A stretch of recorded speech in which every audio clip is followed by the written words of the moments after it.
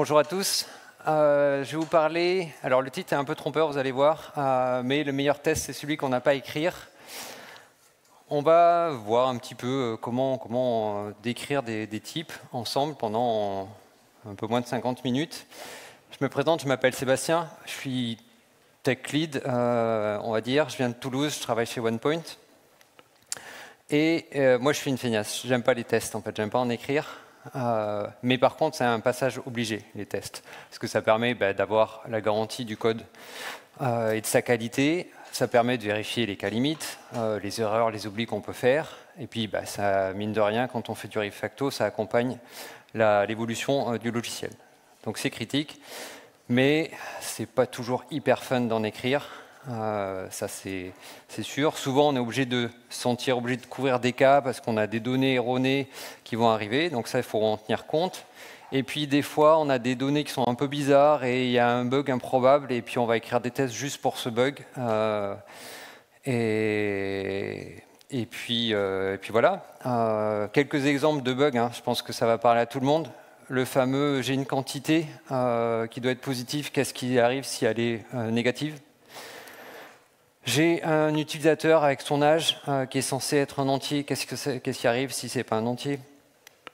Et puis le fameux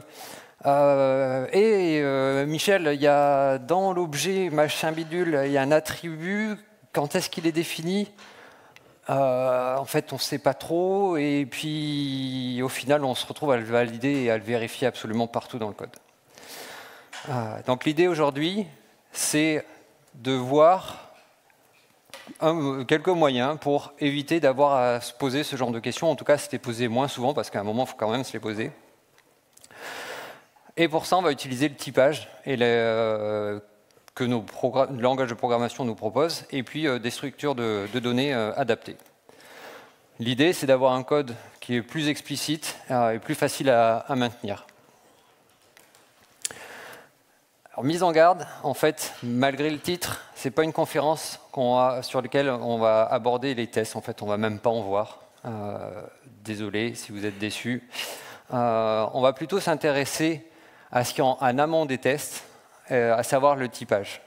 Et on va commencer par regarder un petit peu les langages de programmation et les systèmes de typage qu'ils peuvent offrir. Tous les langages de programmation utilisent un système de règles pour définir et pour gérer les types de données. Et il existe différentes approches pour gérer ces règles-là, qui peuvent être implémentées ou pas par les langages de programmation. Si je vous parle de typage statique et typage dynamique, en général ça parle à tout le monde ça. Donc le typage statique, pour rappel, c'est les erreurs de type sont détectées à la compilation ou au traitement, c'est-à-dire en tout cas en amont de l'exécution du code. Et le typage dynamique, les erreurs sont traitées au moment où on exécute le code. Quelque chose qui est assez connu, c'est la différence entre le typage nominal et le typage structurel. Typage nominal, le type, c'est le nom. Si j'appelle ça un chat, c'est un chat, même si ça ne fait pas miaou. Et le typage structurel, c'est le typage, la définition du type, c'est lié à sa structure, la façon avec laquelle il va se comporter. Et alors, il y a d'autres façons d'appréhender les types, mais en général, c'est les deux grandes familles qu'on utilise souvent, et dans lesquelles on s'amuse à catégoriser les langages de programmation. J'en ai mis quelques-uns ici. Donc, en typage statique et nominal, on va avoir Java, C#, Rust, Kotlin, ce genre de choses. En typage structurel, on va avoir TypeScript, typage structurel statique, et en typage dynamique structurel, on va voir les Python, JavaScript, etc. Avant qu'on aille plus loin, qui est-ce qui est plutôt école Java en levant la main? Ouais, c'est pas la majorité. Qui est-ce qui est plutôt école TypeScript? Et qui est-ce qui est plutôt école Python? Ok, les autres, vous n'êtes pas d'école. Qui est-ce qu'en fait utilise tout indépendamment? Un coup, je fais du Java, un coup, je fais... Ouais. Pardon? Effectivement, il y a PHP. Je ne posais pas la question. Alors, c'est bien. Je ne posais pas la question parce que je ne vais pas en parler. À un moment, il faut faire des choix. J'ai fait trois types les plus utilisés, c'est typage nominal statique, typage structurel statique et typage dynamique structurel. Effectivement, PHP, c'est un cas un peu particulier, c'est un typage nominal dynamique. Ça ne court pas les rues, les langages de programmation comme ça. Du coup, désolé, je ne vais pas en parler. Du coup, ce typage, on va le voir un petit peu en action. Et pour ça, on ne va pas parler de chat, mais on va parler de canard. Vous avez des petits canards là. Donc il y a le canard de gauche qui fait coin-coin, mais c'est un canard anglais, donc il fait quack. Il y a son petit bébé qui fait quack. Il y a un canard en plastique, il y a un canard tacheté, et puis il y a un pas canard qui fait ouf ouf. Et voilà, on a ces 5 objets. Comment est-ce qu'on va les définir en Java d'abord? En Java, on peut faire une interface de Quaker, d'un truc qui va faire quack. Voilà, c'est une méthode quack qui renvoie une chaîne de caractères. Et on va définir des vrais Quakers, la classe canard qui implémente cette interface, la classe bébé canard qui hérite, comme son nom l'indique, de la classe canard, et du coup de l'interface aussi, la classe canard en caoutchouc qui va implémenter l'interface. Donc ça, c'est les vrais Quakers. Et puis il y a des faux Quakers, le canard tacheté ou la stictonette tachetée, c'est une vraie espèce de canard, le freckle duck, qu'elle va implémenter l'interface, mais de manière implicite. Si vous regardez la signature de la classe, il n'y a pas implements Quaker. Donc c'est un Quaker structurel, mais pas nominal. Et puis il y a le chien qui fait ouf. Il ne fait pas quack, lui. Pour regarder un petit peu comment ça marche, on va avoir trois méthodes. Une première méthode qui attend comme argument un canard. Une méthode qui attend comme argument une interface Quaker. Et puis une méthode qui va utiliser l'introspection pour, au runtime, aiguiller la logique. Alors, c'est là où j'espère que ça va marcher parce que c'est le premier code. OK. Est-ce que c'est bon, vous voyez bien? Top. Alors, on va descendre un petit peu pour regarder. Alors, désolé, parce que du coup, c'est vraiment ultra zoomé. Je vais peut-être essayer de passer en mode zen. Hop là. Ouais, c'est vaguement mieux, mais pas... Bref, on va faire comme ça. Si je dézoome juste un petit peu, là, c'est toujours lisible au fond? Ouais, OK. Donc ça, c'est ce que je décrivais tout à l'heure. L'interface Quaker, le canard. Je vais juste enlever le mode zen, là. Tac. Le canard qui implémente l'interface, le petit canard qui hérite de l'interface, etc., etc. Il y a les méthodes dont je parlais, la méthode qui attend comme argument un canard, la méthode qui attend comme argument l'interface, et puis celle qui utilise l'introspection, qui va rentrer, alors vite fait, celle-là on peut la regarder, on a un objet qui arrive, cet objet on va essayer de repérer s'il a une méthode qui s'appelle quack, et puis on va essayer de la lancer, de l'invoquer, si ça marche tant mieux, si ça ne marche pas, on log et puis on sort. Voilà.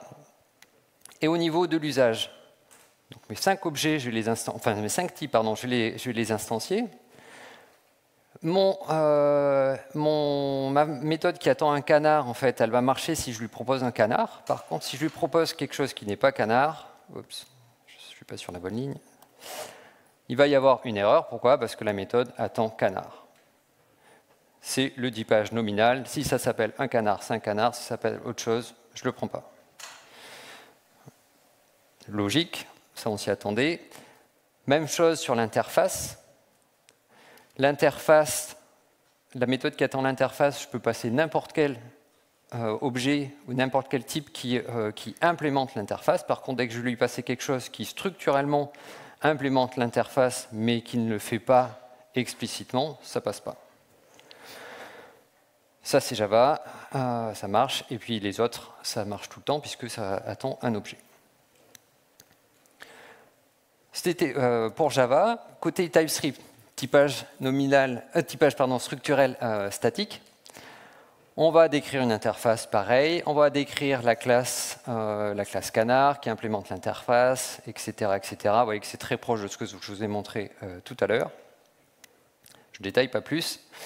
Au niveau des fonctions, on va en utiliser deux. Une fonction qui demande un canard et une fonction qui, c'est l'équivalent en TypeScript de object, enfin pas tout à fait mais quasiment, qui va utiliser l'introspection. Alors, hop, il est là. Hop là, je reviens tout en haut, la définition des classes. Je vais assez vite parce que c'est très proche de ce qui est côté Java. Les méthodes, c'est pareil. La méthode introspection, elle est un petit peu différente. Alors l'autre, c'est quasiment la même. La méthode introspection, on va utiliser du type narrowing en TypeScript pour définir est-ce qu'on a un objet qui est bien un objet et qui a une fonction qui s'appelle quack. Si c'est le cas, on va considérer que c'est un quacker et puis voilà. Donc là, on utilise l'introspection. Je passe assez vite parce que c'est vraiment juste pour illustrer. Ce qui est plus intéressant, en fait, c'est la première méthode, la méthode qui attend un canard. On est sur du typage structural, donc ce qu'elle attend, ce n'est pas quelque chose qui s'appelle canard, c'est quelque chose qui implémente ce qui ressemble à un canard. Et il se trouve que notre canard, tout ce qu'il a comme méthode, c'est la quack. C'est la seule méthode qu'il a, ce qui veut dire que mon canard tacheté, qui techniquement n'est pas un canard, il n'hérite pas de canard, il implémente même pas l'interface, par contre structurellement il se comporte comme un canard. Et donc il est considéré comme TypeScript comme un canard. Et l'autre accepte tout. Par contre, structurellement, notre chien, je vais l'appeler notre quacker, j'aurais pu l'appeler dog, il n'implémente pas l'interface. Enfin, structurellement, il ne se comporte pas de la même façon. D'ailleurs, c'est ce qui est écrit, là, si je regarde le message, vous voyez qu'il n'y a pas de propriété quack dans l'objet dog, donc ça ne passe pas. C'est le typage structurel statique. Et on passe au Python, parce que le Python, on peut faire des choses qui ressemblent quand même à du typage statique avec des outils, et en particulier avec ce qui remplace les interfaces côté Python, c'est les protocoles. Donc on peut définir un protocole, Quaker. On va définir nos classes qui vont implémenter le protocole. Alors c'est la même sémantique que l'héritage, parce que techniquement c'est un héritage. Pour le canard, le bébé canard qui hérite du canard, le canard en caoutchouc, etc. Et puis on va avoir notre canard tacheté qui va implémenter l'interface de manière implicite. Et puis toujours notre chien qui fait rien d'autre. C'est un peu plus complexe côté Python. On peut s'amuser à faire d'autres cas. On va avoir les trois mêmes cas qu'en Java, c'est-à-dire une méthode ou une fonction qui attend un canard, une fonction qui attend quelque chose qui fait quack. Et puis la bonne façon de faire, c'est-à-dire celle qui est en bas avec l'analyse statique, c'est-à-dire on a un objet puis on va faire l'introspection comme dans les deux autres langages pour voir si ça marche bien. Et puis la mauvaise façon de faire qui est de dire j'ai un truc, je m'en fous, je ne sais pas ce que c'est. D'ailleurs il y avait le corollaire aussi en TypeScript là-dessus. Et en Python, hop, donc on a l'implémentation des classes, etc. On a l'implémentation des fonctions. Et puis vous voyez que ce n'est pas parce qu'on est en Python, même si tout est au runtime en Python, ce n'est pas parce qu'on va tout vérifier au runtime qu'on est obligé d'attendre le runtime pour s'assurer que tout va bien. Et il y a des outils, ceux qui font du Python ils connaissent bien, MyPy en l'occurrence, qui va faire de l'analyse. Alors il y a aussi les LSP qui peuvent en faire, mais MyPy il fait de l'analyse de code statique.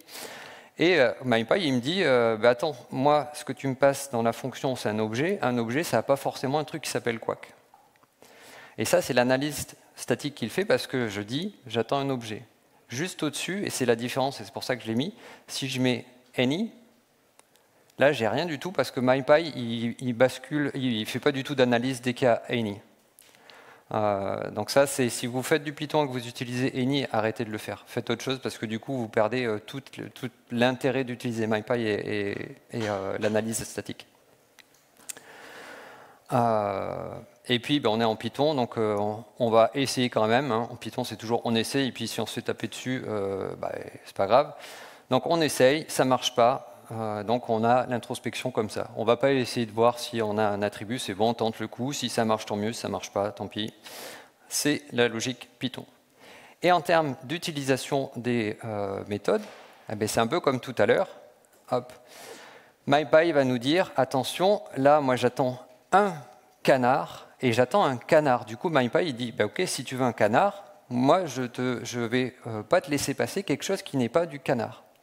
Ça va passer au runtime, parce que c'est du Python, mais si je dis mon interface, la signature de ma fonction attend un canard, MyPy va dire, ok, tu veux un canard, mais ça, c'est pas un canard, en fait, ça s'appelle pas canard. Par contre, si je demande l'interface, là, on retombe sur le typage structurel, donc c'est une petite nuance, pour ça que je vous l'ai montré. Ça, en Python, c'est une petite nuance. Si je demande une interface, donc un protocole, là, on passe sur le typage structural, et puis ça va passer parce que même mon canard tacheté, là, implémente de manière implicite mon interface. Et comme tout à l'heure... Oups, je ne suis pas du tout sur la bonne ligne. Hop là. Tac. Comme tout à l'heure, si je prends quelque chose qui n'implémente pas l'interface, ça va pas passer. OK. Donc ça, c'était comment les langages de programmation expriment un petit peu les types et comment on peut les utiliser. Là, on va voir un petit peu les types de données de manière générale et comment l'utilisation d'un type de données va rendre un code plus ou moins testable. Et on va commencer par un truc tout bête, un feu. Ce feu, en fait, comment on peut le décrire? On peut le décrire de plein de façons. On sait qu'il a 3 états, soit il est rouge, soit il est orange, soit il est vert. On peut le décrire de la manière suivante, en disant la lampe rouge, soit elle est allumée, soit elle est éteinte, la lampe orange, soit elle est allumée, soit elle est éteinte, et pareil pour la lampe verte.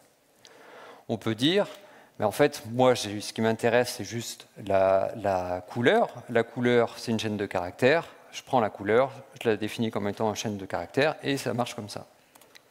Ou bien on peut dire, ce que je disais en préambule, il y a 3 valeurs possibles, rouge, orange, vert, je prends ces 3 valeurs-là. Donc ça, c'est du pseudocode. Hein. Comment on traduit justement ces 3 représentations en Java? Les 3 booléens, on peut utiliser un record avec 3 booléens. Est-ce que c'est rouge, est-ce que c'est orange, est-ce que le rouge est allumé, est-ce que l'orange est allumé, est-ce que le vert est allumé? Il n'y a pas d'alias de type en Java. Du coup, si on veut exprimer que c'est une chaîne de caractères, on va utiliser chaîne de caractères, hein, tout bêtement. Et puis, si on veut avoir les 3 possibilités, on va utiliser une enum. Ça, c'est en Java. En TypeScript, c'est très similaire. TypeScript, on va avoir un arrêt de booléen pour définir les 3 booléens.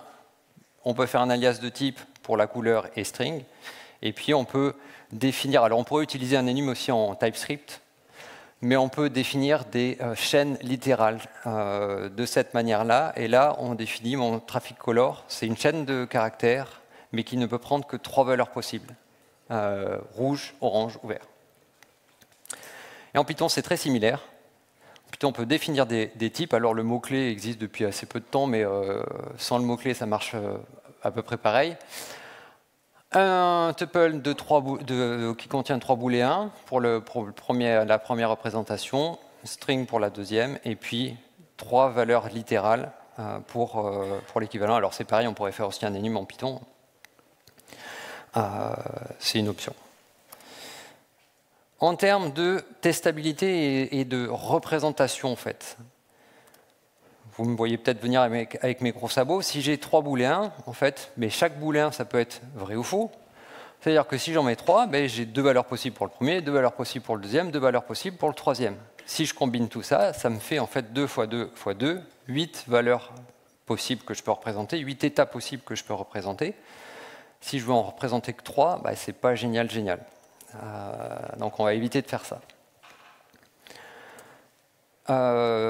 La couleur sous la forme de string, c'est cool parce que sous la forme de chaîne de caractères, je peux représenter rouge, je peux représenter orange, je peux représenter vert. Mais par contre, La chaîne de caractères vide, je peux la représenter. Et en fait, n'importe quelle chaîne de caractères, je peux aussi la représenter. Et alors, évidemment, on est dans un ordinateur, c'est pas vrai, mais je peux avoir une infinité d'états possibles que je peux représenter. Donc ça, c'est voilà, top. Et dans le dernier cas, évidemment, 3 valeurs possibles. Et donc, c'est plutôt vers ça qu'on va tendre. Ce qui veut dire que quand vous avez une chaîne de caractères et vous savez quelles sont les valeurs qu'elle est censée avoir, ben, il faut éviter de faire string parce que du coup, en termes de testabilité, vous devez tester les cas. Là, votre couleur, elle ne peut pas être bleue. C'est juste impossible. Donc ça ne sert à rien de dire est-ce que ma couleur peut être bleue. C'est un exemple hyper simple. On reste dans un exemple très simple avec une porte. Une porte, ben, soit elle est ouverte, soit elle est fermée. Soit on la ferme et on la verrouille.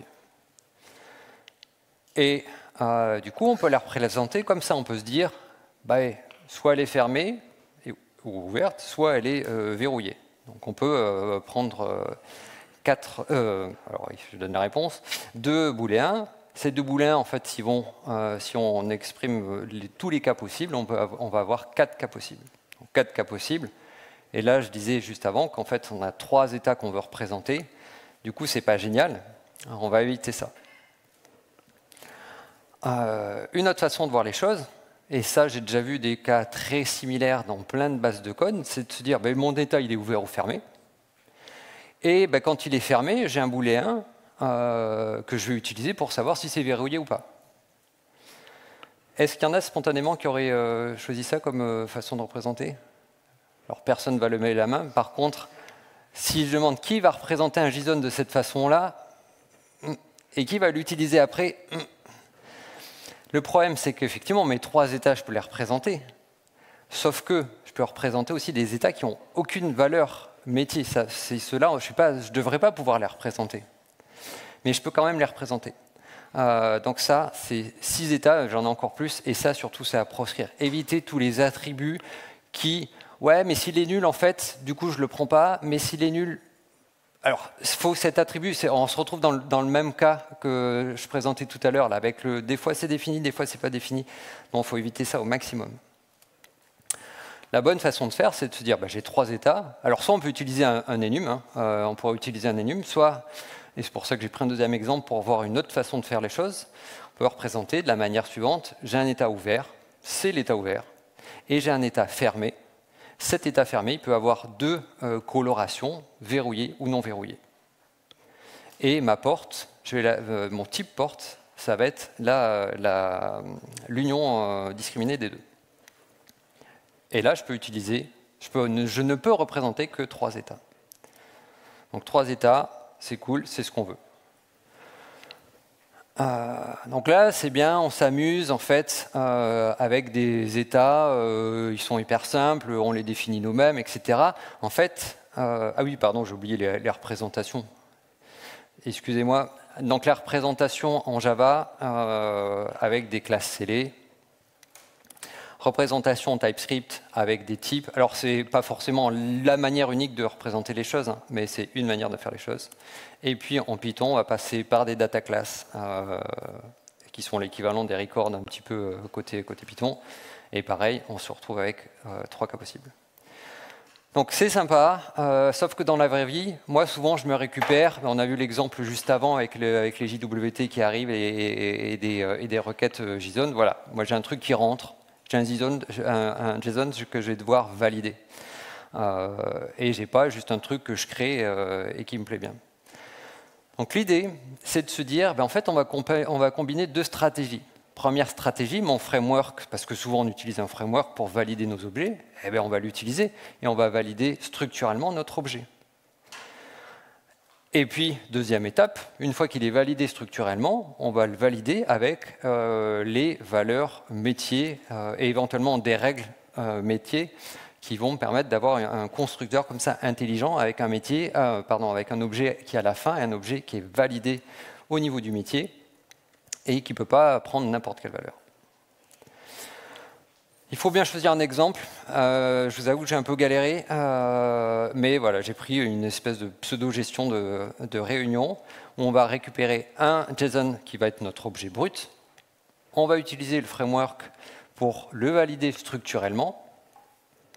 Ça va nous créer un objet qui est un objet réel que je peux utiliser dans l'application. Mais par contre, cet objet, on va voir après les définitions, il va avoir des annotations liées à mon framework, il va avoir des trucs qui ne correspondent pas forcément à ce que j'attends métier. Et puis, si vous avez fait un petit peu alors sans parler d'archi hexagonal ou d'archi clean, mais c'est toujours bien d'avoir des objets métiers qui sont des objets natifs du langage et qui ne sont pas dépendants d'un framework. Du coup, on va juste utiliser cet objet-là, qu'on va donner à manger à un constructeur, que ce soit un vrai constructeur, que ce soit une factory, vous l'appelez comme vous voulez, mais l'idée, c'est on donne à manger notre objet framework, et on va valider et on va construire un objet métier valide derrière. Les exemples d'entrée, voilà, on a deux réunions là. Une réunion en personne avec un titre, un email de contact, une salle de réunion et un nombre d'invités. Et puis, deuxième exemple, une réunion cette fois-ci en ligne avec pareil, un titre, un contact email. Et puis là, on va avoir une plateforme vidéo et puis un lien vidéo. Vous voyez qu'il y a deux, en fait, on est un petit peu dans le même cas que tout à l'heure avec des choses qui se ressemblent, mais qui ne sont pas. Si j'ai une réunion en personne, je ne vais pas avoir une plateforme vidéo. Et si j'ai une réunion en ligne, pardon, ça ne sert à rien que je réserve une salle. Donc il y a des choses qu'il va falloir gérer comme ça. Première étape, on va convertir ces objets bruts en objets valides pour notre application. Et puis, parce que je voulais illustrer aussi le fait qu'on peut faire des petites transformations même à ce niveau-là, on va convertir la salle, qui peut prendre trois valeurs possibles, small, medium, large, en salle, en numéro de salle interne. Donc salle 101, salle 42, amphithéâtre. Et à la fin, on va se retrouver un objet qui va être valide structurellement. On va commencer par le Java. On va voir les petits coins.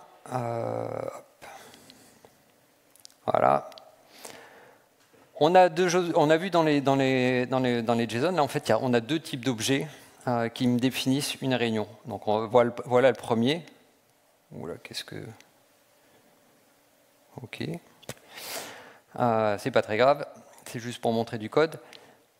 Je vais montrer le premier, je sais pas, je verrai si je montre le deuxième, le online, mais le in-person, vous voyez que j'ai un titre. J'ai un titre qui est une chaîne de caractères, j'ai un email de contact qui est une chaîne de caractères, j'ai une salle de réunion qui est en fait mais il va pas me le charger puisqu'il a planté, mais qui est en fait un enum avec les valeurs possibles, salle 101, salle 42, amphithéâtre, parce que ça c'est quelque chose qui est un objet métier. Je refais la transcription directement en objet métier. Et puis j'ai un nombre d'invités qui est un entier qui est à une valeur minimale de 1. Ok. Alors, je ne sais pas ce qu'il est en train de faire, Java. Je crois qu'il redémarre.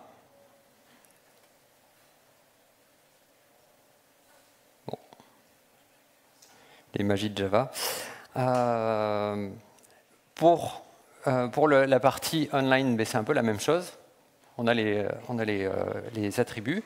Puis vous voyez, classiquement en Java, on va mettre nos annotations pour que le framework nous valide notre objet. Donc il y a notre nul, c'est censé être un email. Et puis il y a la transformation qu'on va assurer avec une classe de désérialisation. On peut regarder cette classe vite fait. Alors est-ce que tu vas me la montrer? Ouais. Il a redémarré. Cette désérialisation, elle va me transformer littéralement ce que j'avais mis sur la diapo, ici, là, du small en room 101, du medium en room 42 et puis du large en amphithéâtre. Tac. Et en général, alors je sais pas, il a du mal, hop, toujours l'effet démo.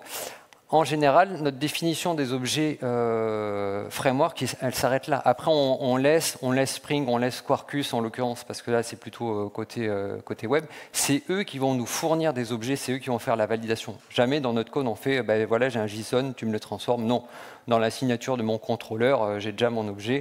Et donc, je vais avoir un contrôleur qui va attendre un meeting framework.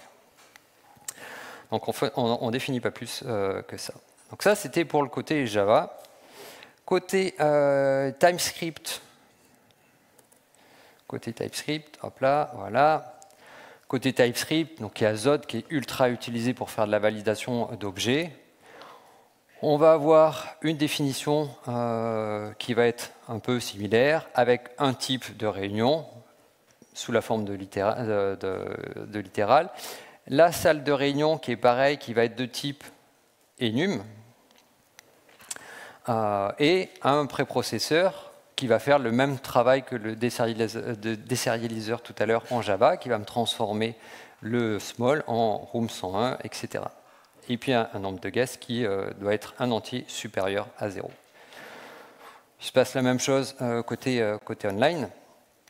Et l'objet, ça va être l'intersection discriminée des deux, où je vais me servir du type, suivant la valeur du type, qui est une valeur littérale. Tu dois me représenter une réunion in-person ou une réunion online. Et je vais pouvoir valider mes objets comme ça avec Zod. Et je vais pas pouvoir, Zod va m'empêcher la validation d'un JSON qui va avoir par exemple online et puis une salle de réunion ou un nombre d'invités ou inversement. Donc ça, c'est validé par mon framework. Et il me reste le Python. Python, il y a un outil pas identique qui permet de faire de la validation d'objets. C'est pareil, je vais définir ma réunion en personne avec un type qui est un littéral, une personne, une salle de réunion qui est, vous voyez, un littéral, room 101, room 42, amphithéâtre, qui, pareil, before validation, il va y avoir le pré-processing qui va me faire la transformation small vers room 101, etc. Et un nombre qui doit être un entier positif. Donc un entier positif, ça c'est pas identique, il met ça à disposition. Ça veut dire un entier supérieur à 1. Supérieur ou égal à 1. Et mon objet métier, c'est pareil, c'est l'union discriminée de in-person et de online. Tac. À l'issue de ça, en fait, j'ai un objet qui est validé partiellement, mais je sais par exemple que je ne vais pas avoir ce que j'ai dit plusieurs fois, une salle de réunion alors que j'attends une réunion en ligne, etc. Donc mon objet il est déjà à moitié validé. Après, je vais le convertir, et parce qu'il est validé par le framework, en fait, je n'ai pas à tester cette validation-là. Quand vous... En tout cas, alors, je n'ai pas à tester de manière unitaire. À un moment, il va falloir effectivement que je teste que quand j'envoie des objets qui sont pourris, ça me dise que mon objet il est pourri. Ça, évidemment. Mais par contre, il ne faut pas se retrouver à tester juste cette transformation-là, parce qu'en fait, elle est opérée par le framework et ça n'a pas de sens de tester du code du framework. C'est pour ça qu'il n'y a pas besoin de test si c'est le framework qui teste. Deuxième étape, on va créer à partir de ces objets qui sont validés. Donc je sais que j'ai un entier positif pour le nombre d'invités, etc. Ça c'est fait, c'est validé par le framework. Mais il y a des règles métiers que je peux être amené à rajouter. J'en ai pris, alors c'est complètement arbitraire, mais j'en ai pris deux. Une règle sur l'email. L'email, il doit être de la forme quelque chose qui va être le prénom, point quelque chose qui va être le nom, arrobase, acme.org. Voilà, c'est ma règle métier. Ne me demandez pas comme ça, c'est le métier. Ne me demandez pas pourquoi, c'est le métier. Et puis les salles de réunion, en fait, elles ont des capacités. La 101, elle a 10 personnes max, c'est une petite salle. La 42, elle en a 50. Et l'amphithéâtre, il y a 200 places. Du coup, ça, c'est des règles métiers. Et pareil, si j'exprime un objet métier, je dis, j'attends 63 personnes et on va se mettre dans la room 101, en fait, je dois essayer d'éviter au maximum que ce cas-là, je puisse le représenter. Si je ne peux pas le représenter, c'est gagné. Je n'aurai pas besoin de le tester après dans mon application, plus que ça. On revient sur le code Java. Hop. Et on va s'intéresser à l'objet métier. On va passer un peu plus de temps. On définit une classe. Alors là, j'ai pris une classe, ça aurait pu être un record, hein, c'est un peu pareil, mais c'est plus facile avec une classe, qui contient les attributs dont j'ai besoin. J'ai besoin du titre, j'ai besoin de... Ah mais tiens, j'ai mis contact, parce que je ne l'ai pas dit, mais ça c'est quelque chose... Mon email, en fait, moi ce qui m'intéresse quand je suis dans le côté métier, c'est pas d'avoir un email, c'est d'avoir un contact. Ce contact... Alors il est toujours en train, je ne sais pas pourquoi, à chaque fois il... On va l'ouvrir comme ça, corporate contact. Ce contact, c'est un objet qui va contenir un prénom, un nom et un email. Et en fait, c'est lui qui va assurer la validation. Et on va commencer par celui-là. Ce contact-là, il a un constructeur. Ce constructeur, il est privé. Alors, je pourrais le mettre en public et faire la validation dedans.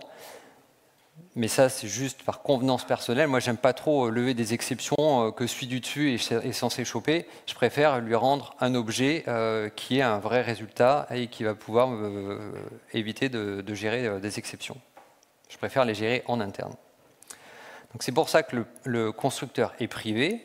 Et par contre, il y a une factory ou un builder, vous l'appelez comme vous voulez, qui va, à partir de la chaîne de caractères qui est celle d'un email, hein, puisque c'est validé par le framework, qui va me construire, vérifier que le domaine, c'est bien un domaine qui est Acme, et qui va me découper à partir du point en first name et last name, et qui va me renvoyer soit une erreur de validation, donc je ne rentre pas dedans, mais ça c'est un record qui peut prendre, enfin c'est une classe scellée qui peut prendre deux valeurs possibles. Et soit j'ai renvoyé un échec, soit j'ai renvoyé un objet succès avec le corporate.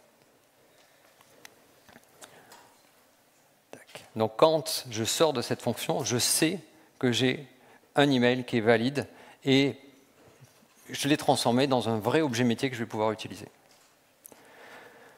Donc ça, c'était le deuxième attribut. Il y a le troisième attribut qui est la salle de réunion. Donc, la salle de réunion, c'est le meeting room, on l'a vu tout à l'heure, ça c'est un enum, on ne va pas chercher bien loin. Et puis, j'ai le nombre d'invités. Ce nombre d'invités, en fait, il y a une règle métier dessus, parce qu'il ne faut pas qu'il soit supérieur à la capacité de la salle.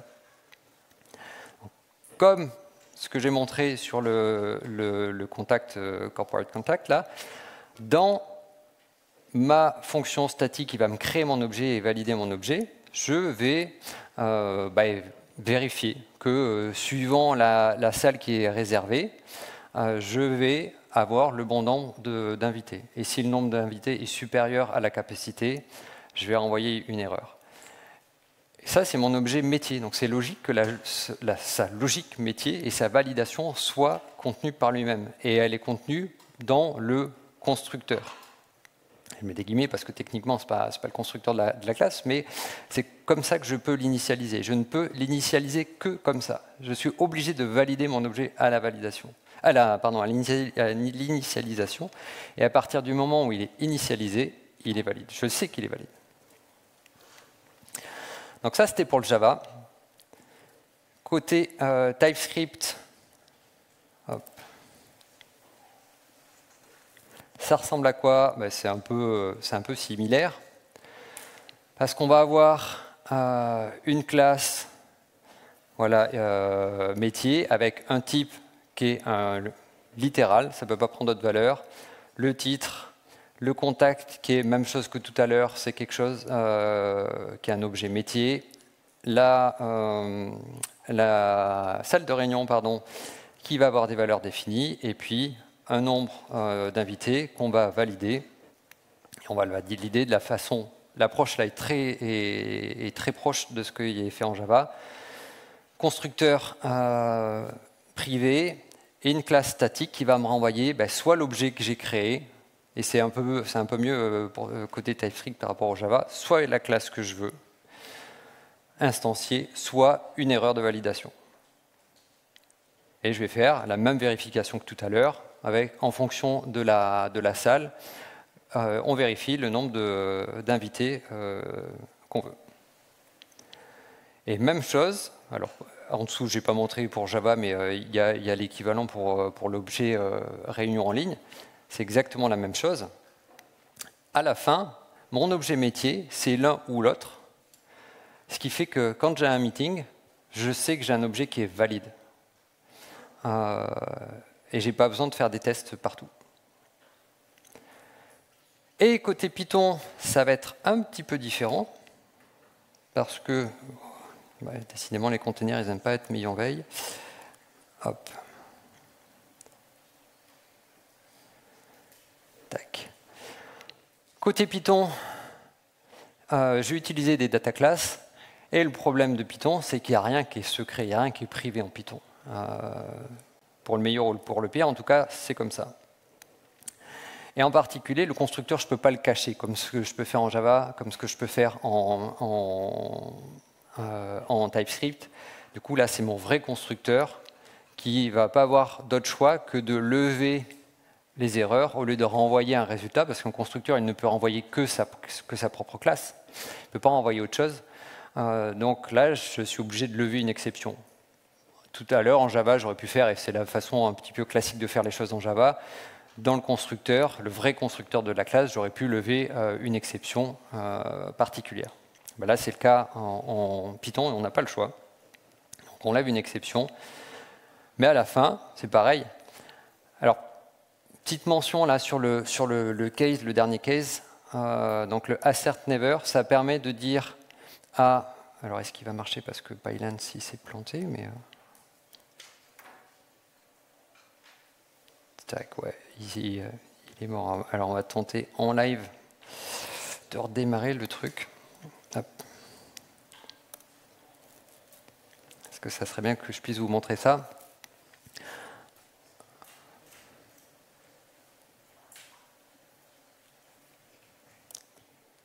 Voilà, là il s'est réveillé.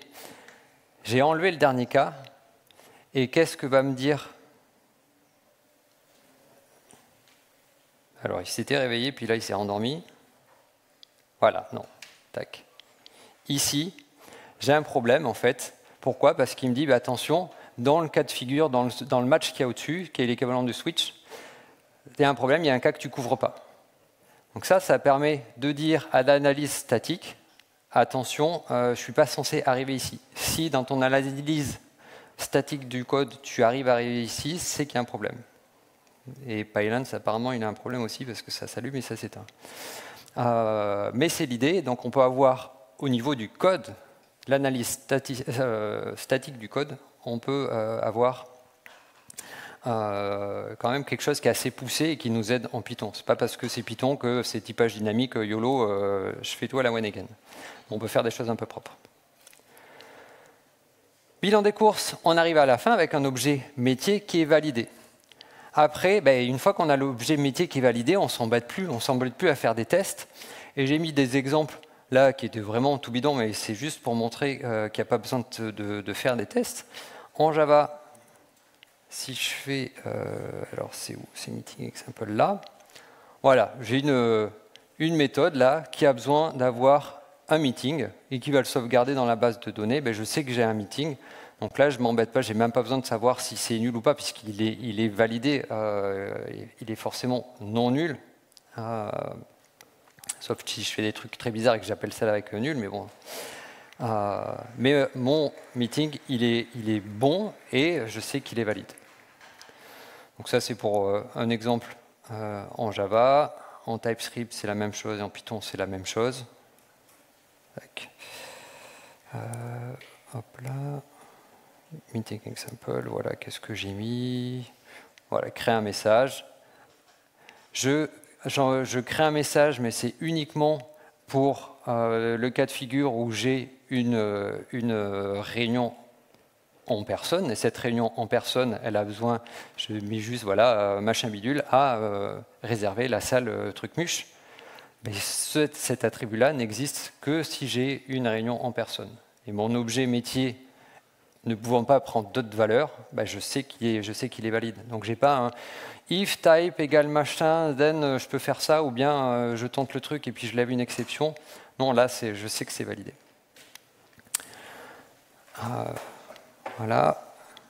Et puis, bah, c'est la même chose en Python. En Python, on peut faire aussi pareil. Meeting example, qu'est-ce que j'ai mis comme exemple? Voilà, savoir le nombre de places restantes dans la salle. Donc là, j'ai une salle de réunion qui est de type in-person meeting. Donc je peux faire exactement la même chose que j'ai montré tout à l'heure. Je vais regarder dans quelle salle de réunion j'ai. Je sais que cette salle elle a une capacité et qu'elle a un nombre de guests. Donc la capacité, elle varie en fonction de la salle. Et je peux renvoyer tout ça sans avoir de test à faire dans la fonction parce que mon objet, je sais qu'il est valide avant. Souvent, on fait des choses qui sont très similaires, mais en fait, on n'est pas certain que les objets soient valides. À retenir, j'en ai fini avec les exemples. Mais utiliser les types de données calqués sur le métier, c'est le mieux en fait. Et surtout utiliser, c'est ce qu'on a vu dans la deuxième partie, des types qui ne peuvent pas représenter des choses qui n'ont pas de sens d'un point de vue métier. C'est vraiment ce qu'il y a à faire. Valider le plus tôt possible. Dès qu'on crée un objet, on essaye de s'assurer qu'une fois qu'il est créé, il est créé de manière valide. D'un point de vue métier, j'entends. Et puis, tester votre logique métier, pas vos outils. Donc, quand vous avez un framework, à un moment, il faut faire des tests. Alors, je ne suis pas rentré dans le détail, des tests unitaires, tests d'intégration et tout ça. Donc, il faut quand même tester un maximum des choses, mais ça ne sert à rien de tester un code qui est purement le code du framework. Voilà. Merci beaucoup pour votre attention. Les diapos et le code, vous avez le QR code à gauche. Et puis, c'est la première fois que je donne cette conf. Donc, s'il vous plaît, un petit feedback pour me dire si c'était bien, si c'était pas bien, et s'il y a des choses à améliorer, ça sera super cool. Merci beaucoup. Et du coup, il nous reste 6 minutes pour des questions.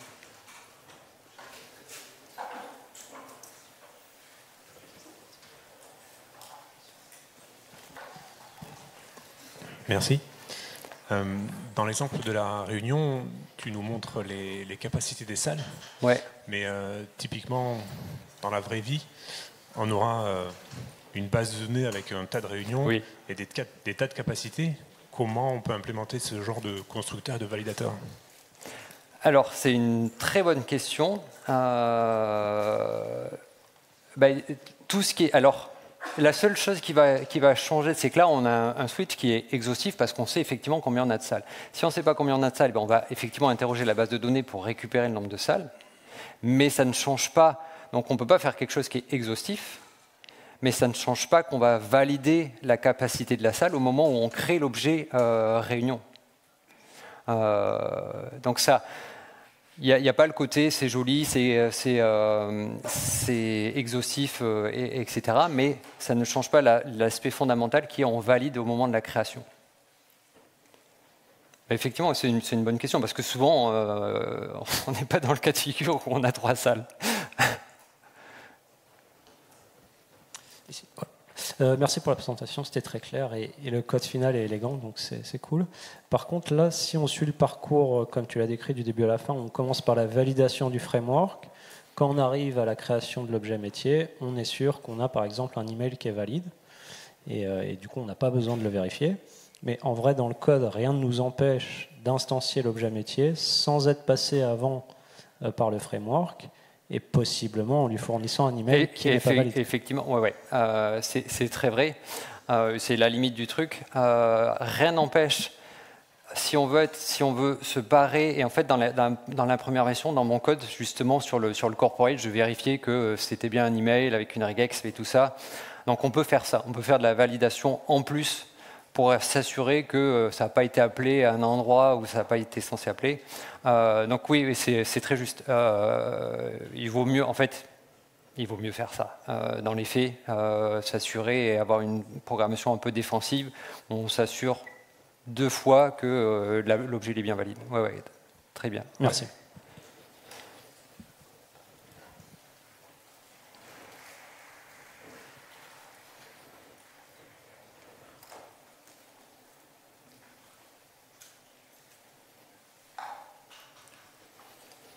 Bon, c'est l'heure de la pause alors. Merci.